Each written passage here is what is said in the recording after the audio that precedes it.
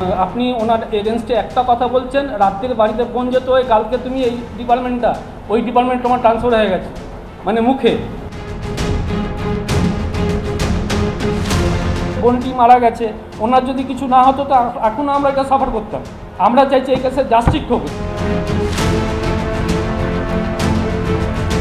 যদি আমাদের চমকে রাখতো আমরা ভয় থাকতাম, কারণ প্রিন্সিপাল স্যারের অত ক্ষমতা, যাকে তাকে যেখানে গড়ে থেকে। আরজি করে রন্ধ্রে রন্ধ্রে দুর্নীতি, মর্গ থেকে টাকা তোলা, মর্গের মধ্যে মদ্যপান, রক্তদান শিবিরেও টাকা গুম। অভিযোগ জানালেই মৌখিক বদলি। দুর্নীতিগ্রস্তদের তৈরি কমিটির দ্বারাই দুর্নীতির তদন্ত।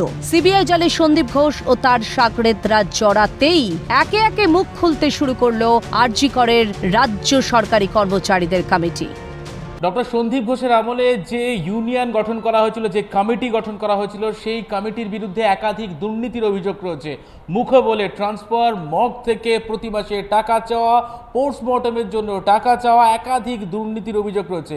আজকে যখন সন্দীপ ঘোষ গ্রেপ্তার হয়েছে, সেই জায়গায় দাঁড়িয়ে রাজ্য সরকারি কর্মচারীদের যে কমিটি গঠন করা হয়েছিল দুর্নীতিগ্রস্তদের নিয়ে, সেই কমিটি ইতিমধ্যেই ভেঙে দেওয়া হলো বলে এমনটাই দাবি করছেন বর্তমানে যারা রাজ্য সরকারি কর্মচারীরা। তবে ঠিকই চলতো আরজি করের অন্দরে কি অভিযোগ এই সন্দীপ ঘোষ ও তাঁর সাগরেদদের বিরুদ্ধে? শুক্রবার একেবারে নথি হাতে বৈঠকে বসে একের পর এক বিস্ফোরক অভিযোগ করতে শুরু করেন খোদ কমিটির সদস্যরা। অভিযোগ, আরজি কর মর্গ ও তার অন্দরে প্রাক্তন অধ্যক্ষ সন্দীপের ডান ও বাম হাত ছিলেন মনীষ মণ্ডল ও সহদেব চৌধুরী নামে দুই গ্রুপ ডি কর্মী। দুর্নীতি সংক্রান্ত সমস্ত চিঠির আসল কপি চলে যেত সোজা সন্দীপ ঘোষের ঘরে। সেখান থেকেই চির ঘুমে চলে যেত সন্দীপের বিরুদ্ধে পাহাড় প্রমাণ অভিযোগ। আর এ পুরো ডান হাত বাঁ হচ্ছে মনীষ মণ্ডল ও সহদেব চৌধুরী। প্রিন্সিপালের প্রত্যেকটা কথা জানে।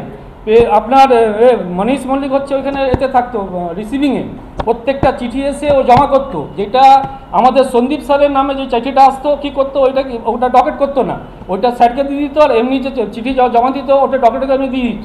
এই যে চিঠিটা আমরা শুনছি আমাদের সন্দীপ স্যারের ঘর থেকে পাওয়া গেছে অরিজিনাল চিঠিগুলো, যেটা মনীষ মণ্ডল জমা দিত। তো এই চিঠিগুলো কী করে চলে গেল সন্দীপ স্যারের ঘরে? মেরে কেটে বেতনের পরিমাণ 24 থেকে 25 হাজার। গ্রুপ ডির চাকুরিজীবী হয়েও মনীষ মণ্ডলের নামে দুটি স্কুটি, দুটি গাড়ি, বাড়ির মালিক ছিলেন তিনি। কিভাবে সম্ভব? মনীষ মণ্ডল হচ্ছে একটা গ্রুপ ডি স্টাফ, ওর মাইনে হচ্ছে 24,000 টাকা। ওর দুটো 4 চাকা গাড়ি, দুটো স্কুটি, একটা আপনার হচ্ছে বুলেট, একটা 1200 স্কোয়ার ফিটের ফ্ল্যাট, দুটো কুকুর, এইসব প্রত্যেকে আছে। আমরা 36 চাকরি করে আমরা পারি না। আমরা হয়তো হয়েছে ও কী করে ফুটাইনি করে, আপনি 8 বছর মাত্র চাকরি হয়েছে তার। 10 বছরও চাকরি হয়নি, কি করে পোস্টিং পেয়ে গেল? কোনো স্টাফের সঙ্গে ভালোভাবে চেনে না। এই ডিপার্টমেন্টে স্টাফ এই নাম এই কোন স্টাফ আছে, কোন জায়গায় কাজ করে, এই কোন জায়গায় কাজ করে, কিছুই জানে না। একদিকে মনীষের বিলাসবহুল জীবন, অন্যদিকে আরজি করের মর্গে পাহাড় প্রমাণ দুর্নীতির অভিযোগ। মর্গে টিকে থাকতে গেলে এই মনীষদেরই নাকি দিতে হতো প্রতি মাসে 10,000 টাকা। তোলার দাবি না মানলেই মিলতো বদলি। সৎ ব্যক্তির বদলে মর্গে পোস্টিং পান হাসপাতাল কর্মী থুরি তোলাবাজ সন্তোষ মল্লিক। সন্তোষের নামে বারংবার অভিযোগ জানিয়েও নাকি কর্ণপাত করেনি মনীষ মণ্ডল। তবে কি দুর্নীতির ভাগ পেতেই মুখে কুলো?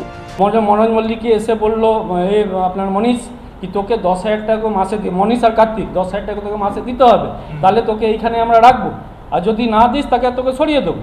তো এরা বললো না, আমরা টাকা কোত্থেকে দেবো, আমরা তো টাকা দিতে পারবো না, আমাদের তো আপনি 2 নম্বর করি না কিন্তু টাকা দেবো। এর বলার পরে কিছুদিন পরেই এদেরকে দুজনকে ওইখান থেকে পুলিশ মার্কেটে সরিয়ে একজনকে ফরেন্সিকে দিল, একজনকে মর্গ প্লেন আমাদের অফিসে ওইখানে দিল।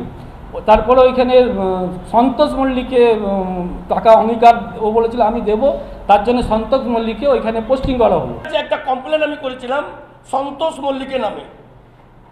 আমার একটা পেশেন্ট পোস্টমর্টম হয়েছে, ওর কাছে ডিমান্ড করেছে। ডিমান্ড করার পর আমি বললাম দেখ ভাই, আমার যত পোস্টমর্টম হয় ডোমলা খাটে আমি ওকে 500 টাকা দিই, 500 টাকা। তখন আমাকে ধাক্কা দিয়ে ওই ঘর দিয়ে বের করেছে। তখন মনীষ মণ্ডলকে আমি ফোন করলাম, মনীষ মণ্ডল ওর অ্যাকশন কিছু নিল না, তার কারণ ওইখান থেকে তোলাবাজি যায়। পোস্টমর্টমের পর রিপোর্ট পেতেও এই মর্গের সর্বেসর্বা সন্তোষ মল্লিককে দিতে হতো টাকা। বিস্ফোরক আরেক কর্মী। পোস্টমর্টম হয়ে যাওয়ার পর সন্তোষ মল্লিক বাড়ির লোককে কন্ট্যাক্ট করতেন, করে ওদের থেকে টাকা চাইতেন পিএম রিপোর্টের জন্য। শুধু তাই নয়, এই মর্গের মধ্যেই এসি রুমেই নাকি বসতো মদ্যপানের আসর, সেখানেই হতো টাকা ভাগ। সেসব কিছু জানতেন না সন্দীপ ঘোষ। ওর প্রত্যেক দিন সপ্তাহ বা 1-2 দিন ওই ভেতরে একটা ঘর আছে, ওইখানে একটা মদ্যপান করতো, এসি রুম আছে, সন্তোষ মণ্ডল পুরো টিমটা নিয়ে। এটা অবভিয়াসলি আমাদের এক্স প্রিন্সিপাল সন্দীপ স্যারের মদতে করতো। উনি তো মানে মৌখিক, যাকে তাকে যেখান থেকে ট্রান্সফার, মুখ থেকে। তবে কি কাদম্বিনীর মৃতদেহের পোস্টমর্টমের সময়ও উপস্থিত ছিলেন সন্তোষ মল্লিক? প্রশ্ন উঠছে সেটাও। থাকতে পারে, কেন আমার ডিউটি হচ্ছে 9টা থেকে 4টে, আমি 4টে থেকে 5টার মধ্যে চলে যাই, কিন্তু ওরা প্রায় থাকতো রাতে। জানা যায় জুলাই মাসের আগে আরজিকরে হয়েছিল একটি রক্তদান শিবিরের আয়োজন। সেখানেই ব্যাপক দুর্নীতিতে সরব হয়েছিলেন রাকেশ জানা নামে এক ব্যক্তি। বেঁচে যাওয়া টাকার ভাগ বাটোয়ারায় সম্মতি না দিতেই পাল্টা বদলি হয়ে যান খোদ অভিযোগকারী। আগে একটা কমিটি করেছিল, তার কমিটি টেজার ছিল আপনার রাকেশ জানা। মাঝে একটা ব্লাড ডোনেশন ক্যাম্প হয়েছিল 1 জুলাই। তখন এখানে বিভিন্ন জায়গা থেকে একটা ডোনেশন আছে, টাকা আছে, কিছু টাকা বেঁচে গেছিল ক্যাশিয়ারের কাছে, রাকেশ জানার কাছে। তখন মনীষ মণ্ডল গিয়ে বলে কি আমায় 20,000 টাকা 3টে ভাগ কর, একটা আমাকে দিবি, একটা সহদেব চৌধুরীকে একটা তুই নিবি। তখন ও বললো, রাকেশ জানা বললো না, আমি এই টাকা কেন দেবো, এটা গভর্নমেন্টের টাকা, আমার ইউনিয়নের টাকা। এই বলাতে ওকে ধমকেছে, ওরা ধমকেছে। তারপরে ও কমপ্লেন করতে গেছে, রাকেশ জানা কমপ্লেন করতে গেল প্রিন্সিপাল স্যারের কাছে। প্রিন্সিপাল স্যার ওকে কিছু না বলে রাকেশ জানাকে ট্রান্সফার করেছে ওইখান থেকে।